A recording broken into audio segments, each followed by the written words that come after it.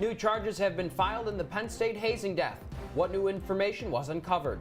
Alabama Senate candidate Roy Moore continues to deny allegations of sexual misconduct after a second woman comes forward, and major leaders who are telling him to step down.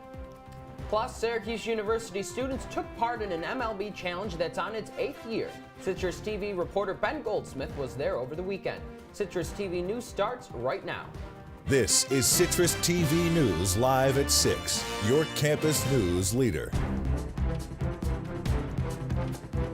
New charges have been filed against 17 people linked to the death of a Penn State student earlier this year. Good evening, I'm Mike Riccardi. And I'm Gilat Melamed. Of the 17 charged, 12 are new defendants and 5 were previously charged.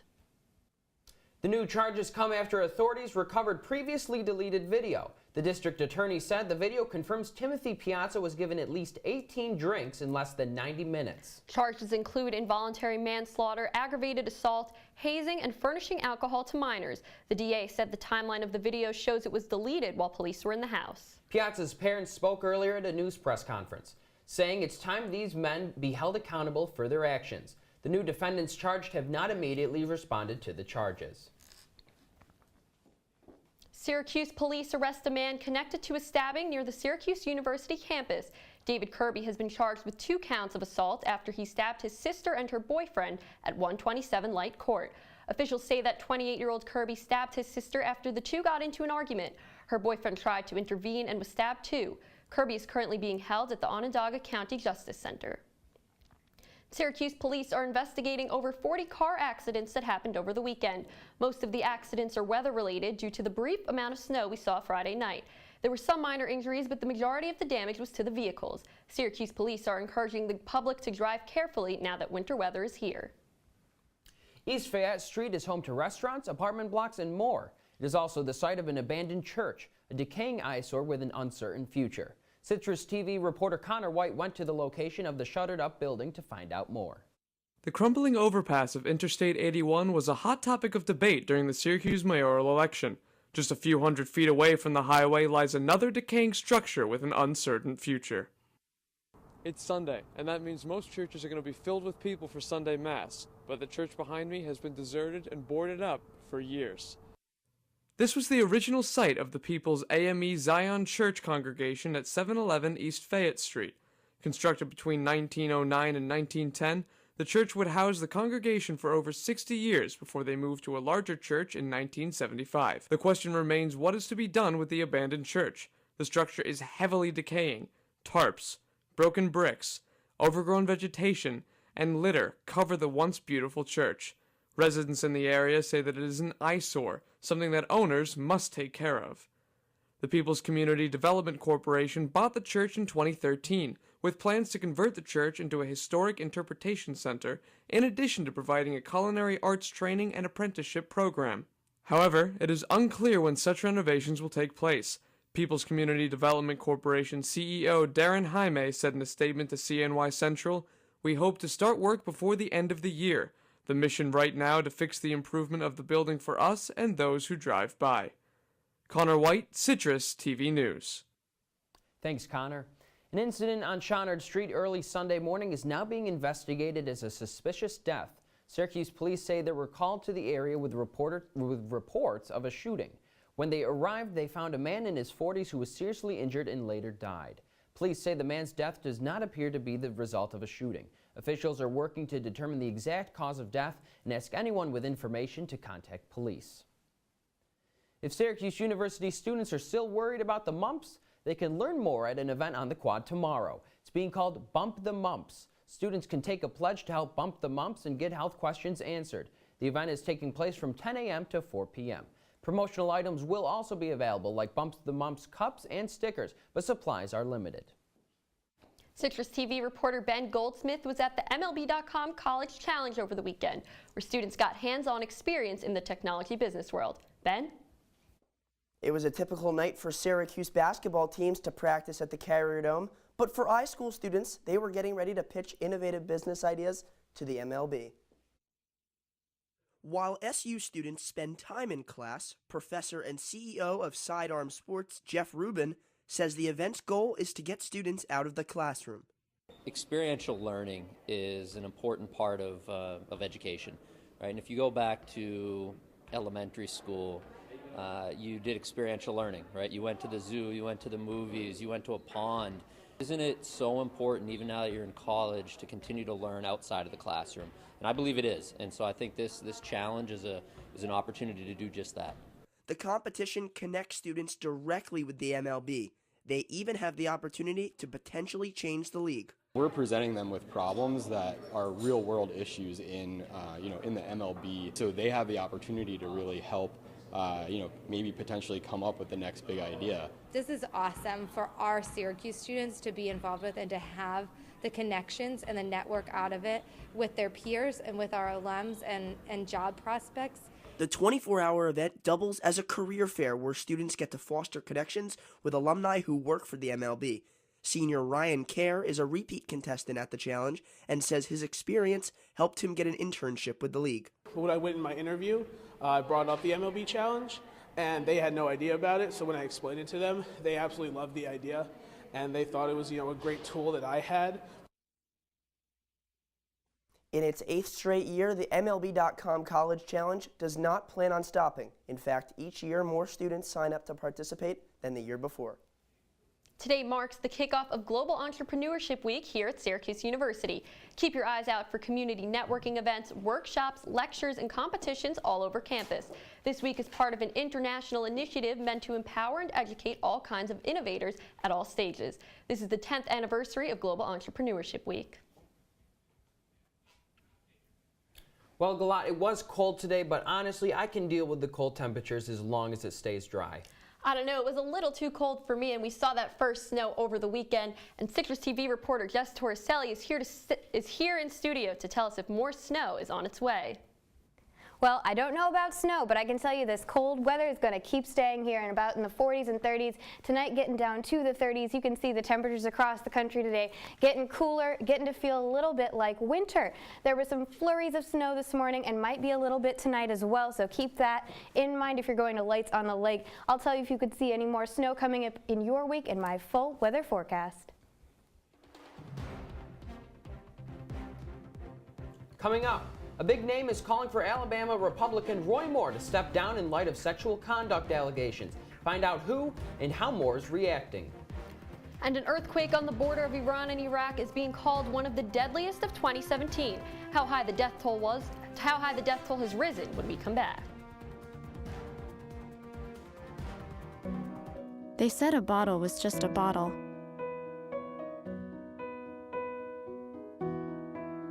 That no one would ever notice me.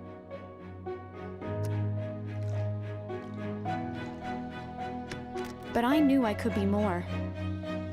That one day, I would make people smile.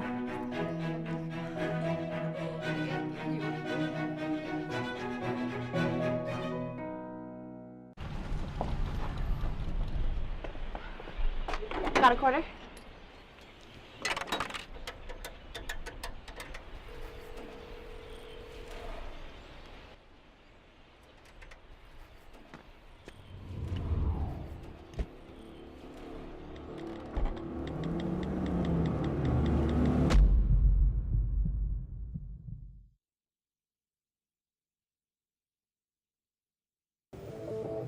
What are you, superheroes? Just four brothers who hate bullies and love this city. Whoa!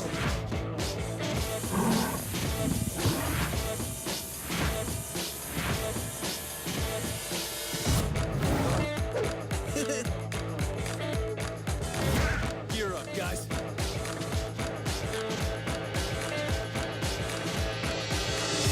Hey, look, it's those guys. Get some drinks. Are you good to drive? I'm fine.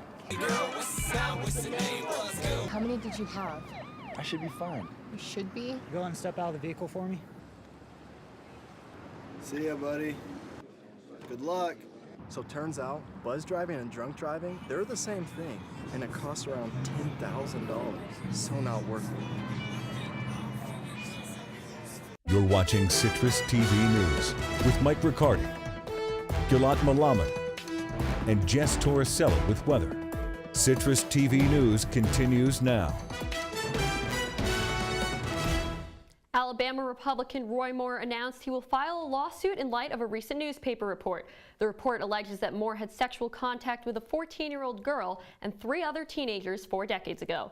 Moore has been assuring supporters that the story is fake news and an effort to influence his Senate campaign. Supporters and other politicians have since distanced themselves from Moore, including President Trump, who did not support his Senate run. Senate Majority Leader Mitch McConnell said that Moore should step aside from the race. A second woman has also accused Senate candidate Moore of sexual misconduct when she was a minor. The New Jersey federal jury informed the judge this afternoon that it is deadlocked on all 12 counts of the Menendez trial. Judge William Walls ordered the entire jury to go home for the day to clear their heads. The jury of 7 women and 5 men will return tomorrow morning to continue deliberations. Senator Bob Menendez faces charges of conspiracy, bribery, and honest services fraud related to abusing his power. And the First Baptist Church of Sutherland Springs held its first Sunday service since a gunman killed 25 people and an unborn child inside last week. All 500 seats inside were filled and many more filed in the back to hear Pastor Frank Pomeroy deliver a sermon. Pomeroy's daughter was killed in the shooting. People from all over the state of Texas have come to show their support during this tough time. Associate Pastor Mark Collins spoke about the building of the memorial. We had some amazing people come and pull off a miracle to basically rebuild the sanctuary in about 72 hours so that it was presentable to those families. Those that have come have said they've really appreciated what we've done and that it honors their loved one, which was our main concern. President Trump has announced his nomination for the Secretary of the Department of Health and Human Services. Trump tweeted this morning that Alex Azar will be nominated. Azar is a former pharmaceutical company executive and George W. Bush administration official. In his tweet, Trump called Azar a star for better health care and lower drug prices. One of the deadliest earthquakes of 2017 hits the border region between Iran and Iraq. Over 400 people have died and thousands are injured. The Iran side of the border was hit the hardest, suffering most of the deaths attributed to the quake, and rescue efforts have been hampered due to landslides. The aftershock was felt around the entire region, extending from Turkey to Pakistan. Saudi Arabian efforts to block all humanitarian aid and imports into Yemen could have deadly consequences. This week, the United Nations warned that the block could trigger widespread famine and bring millions close to starvation and death. After Yemeni rebels fired a missile into Saudi airspace, a Saudi-led coalition stopped all humanitarian flights and closed all borders. Country officials are already reporting food and water shortages. If you were in Warsaw, Poland this weekend, you could go to 2 vastly different marches. There was an official Independence Day celebration, but just a few blocks around the corner, nearly 60,000 white nationalists marched carrying banners that read "White Europe" and "Pray for an Islamic Holocaust." The Independence Day events were dwarfed by the far-right protests in which people from all over Europe attended. The counter-rally is only a few years old. And coming up, Bill Gates is donating more money to research. Find out what he's backing next. And thick smog is impacting life and travel in New Delhi. What the city is doing to combat the problem when we come back.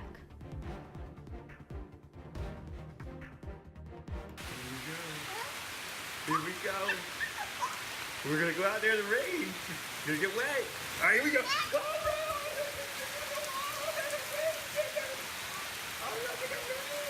Okay, quick.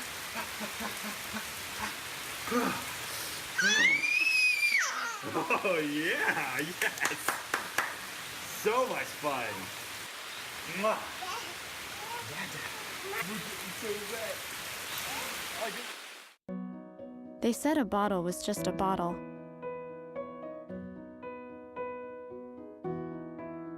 That no one would ever notice me.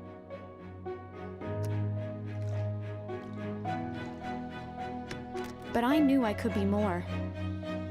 That one day, I would make people smile.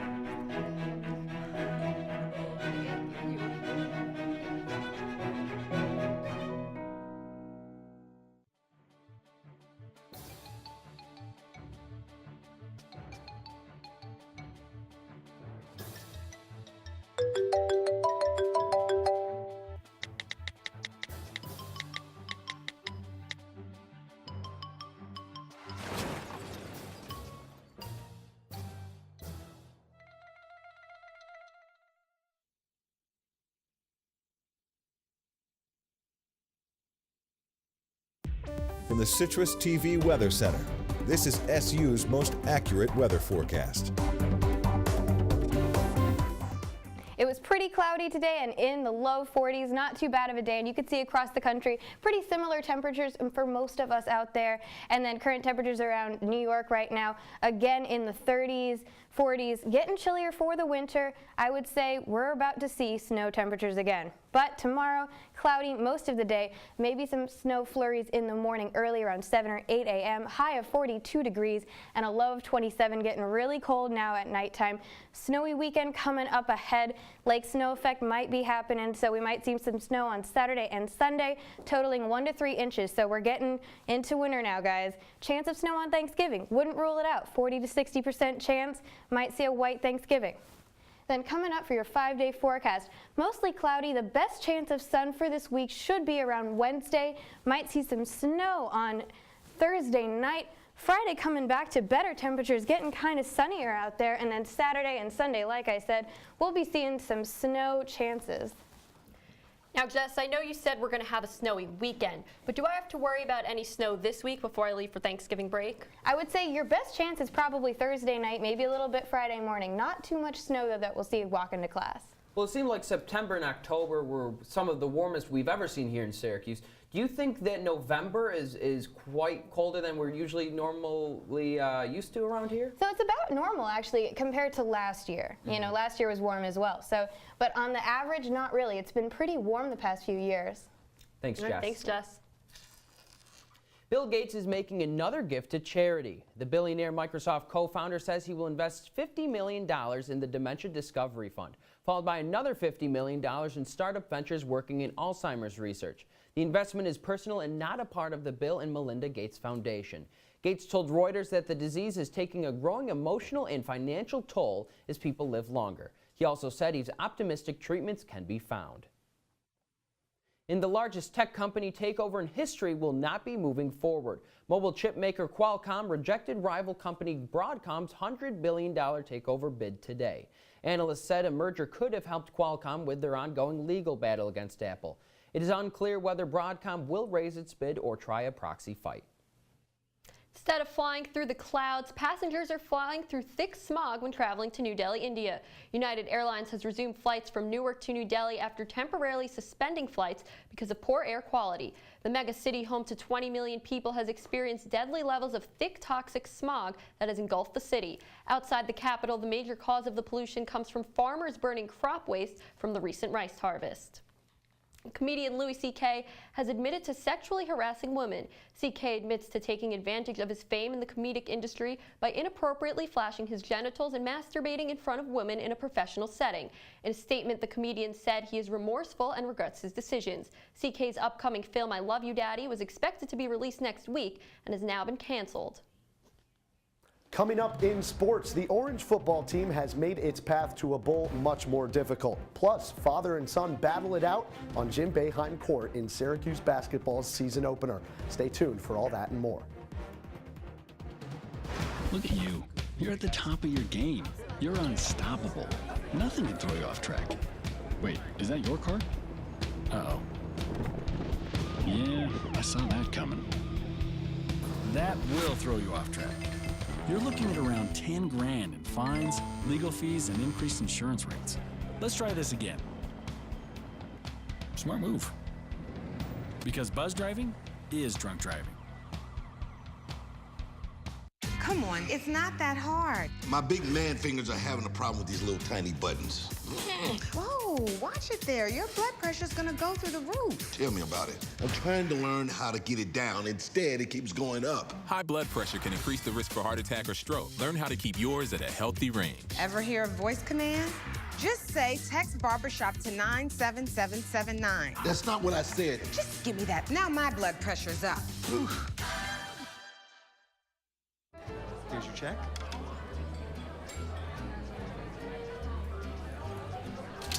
Oh, you got it. You know, since I got rid of my car, I really enjoy walking. Okay. God, no. Getting pulled over for buzz driving could cost you around $10,000 in fines, legal fees, and increased insurance rates. Oh, you're home early. You live with your mom? That'll set your game back a few years. Buzzed, busted, and broke. Because buzz driving is drunk driving. Well, Thomas, you've got pre-diabetes. But with more exercise and a change in diet, it can be reversed. I've tried exercising. It just makes me hungry for bacon. I love bacon, too. And who really likes to exercise? Not me. Me neither. Nobody. So we're good? What? Oh, you still have pre-diabetes. Big time. And now, your Citrus TV Sports Report. Welcome back. I'm Connor Federico. Syracuse football entered this weekend on a 2-game losing streak. The Orange was tasked on Saturday with Wake Forest, a team that had never won a game in the Carrier Dome. However, SU quarterback Eric Dungy faced injury concerns heading into this conference clash. And the quarterback, there he is right there. He was replaced by Zach Mahoney, who didn't know he was starting until 15 minutes before game time. Right here, Mahoney hands off to Dante Strickland. This is Syracuse's first touchdown of the game, 7-7 early in the first quarter. Now, here in the second quarter, halfway through, Zach Mahoney scrambling around looking for Steve Ishmael. He draws pass interference and makes the touchdown catch. Syracuse leads. And now, looking to make their lead even bigger, Ravion Pierce. He scores a touchdown pass with 15 seconds left in the second quarter. Syracuse leads 38-24 at halftime. Now, John Wolford to Cam Cerny. That's his first touchdown pass. Syracuse leads only 41-40. Now, Wolford again getting it done with his legs. Runs by the Syracuse defenders. Jonathan Thomas can't catch him. It's 47-43. And now looking to put the icing on the cake, Wolford, he throws another touchdown pass to Cam Cerny. This one ends in shocking fashion. Wake Forest 64, Syracuse 43. But there is some good news for the Orange. Wide receiver Steve Ishmael was named one of 10 Bolitnikoff Award finalists. The senior wideout leads the ACC in both catches and receiving yards this season. Ishmael is also 50 yards away from breaking Marvin Harrison's career Syracuse receiving yard record. And on to the hard court, the 2017-18 Orange basketball season is underway. In its very first game of the season, Syracuse tipped off against Cornell in the Carrier Dome. The contest was also a battle between father and son. Jim and Jimmy Boeheim were on opposite benches for the very first time. And right here you see Jimmy Boeheim, the Jamesville DeWitt grad, making his collegiate debut, and he scores the very first points in this game, a three-pointer from number 3 in red. Jimmy Boeheim gets his team on the board first. Now here is Gino Thorpe, and it's finished off by Marek Dolezaj. Syracuse leads 16-6. And 33-22 at halftime. Here's Tyus Battle drawing 2 defenders and getting the basket. He's going to be a major player for the Orange this season. And now Frank Howard, a new number, dishes off to Matthew Moyer, the redshirt freshman, getting the slam home. And there they are, Jim and Jimmy Boeheim. Syracuse wins this one 77-45. You watch your son play his whole life, and you're always pulling for 2 things: that he plays well and that his team wins. So I was only hoping for one of those tonight. He said, keep my head up, way to play. He said I was close to having a good game. And in NCAA tournament action, the Orange field hockey season has come to a close. Syracuse lost to 3-seed Michigan 1-0 over the weekend. Borg Vanderveld had 4 saves for the Orange, but the SU offense only mustered up 3 shots on goal. Syracuse ends its season with a 12-7 record. On to the NFL, the Bills have finally come back down to earth. Buffalo has now lost 2 straight and also dropped its first game at New Era Field. The Bills were swamped by the visiting Saints 47-10. Kelvin Benjamin made his Buffalo debut on Sunday, catching 3 passes for more than 40 yards. The Bills' only touchdown came in garbage time with less than 2 minutes left in the blowout. And as you can see, it wasn't a good week for any of the New York football teams. The Jets lost their 4th straight game by less than 1 possession. Gang Green took a 5-point loss from the Bucs, handed to them by former quarterback Ryan Fitzpatrick. New York had 2 turnovers, an interception, and a fumble. and that ended up doing the Jets in. Out on the West Coast, the Giants were embarrassed in a 10-point loss to the 49ers. San Francisco came into Week 10 as one of the NFL's only winless teams, but they still found a way to beat New York. Eli Manning threw 2 touchdowns, but an abysmal Big Blue defense lost the Giants the game. And guys, the surprising 7-5 Knicks host the Cleveland Cavaliers tonight at Madison Square Garden. Well, hopefully they can keep it going, but like you said, Connor, the New York Giants, they hand the 49ers their first win of the season. How hot is Ben McAdoo's seat right now? He's fired. He's a goner for sure. It just depends on when. If the Giants want to hold on to him for the rest of the season, try to keep some continuity, maybe lose their way to a top draft pick. That's some of the angles the Giants fans are looking at right now.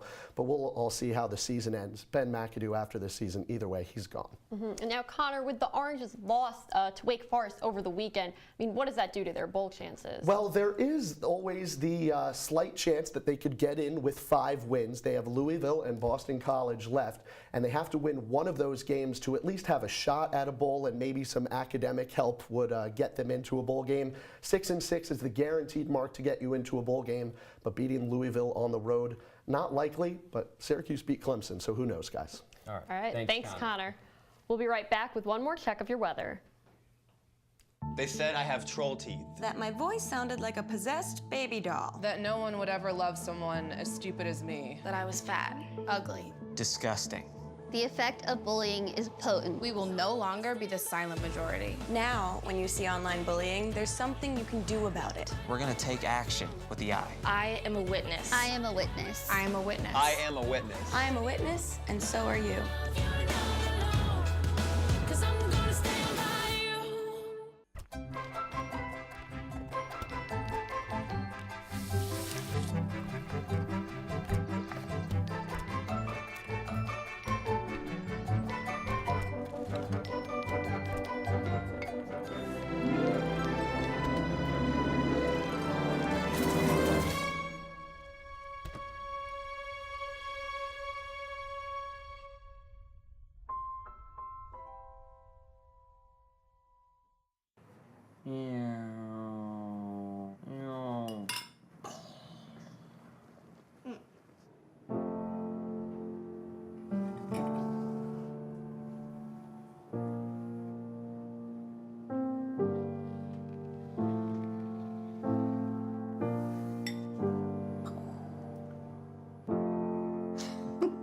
Visit aarp.org/caregiving for information on how to provide even better care for the person who wants to care of you.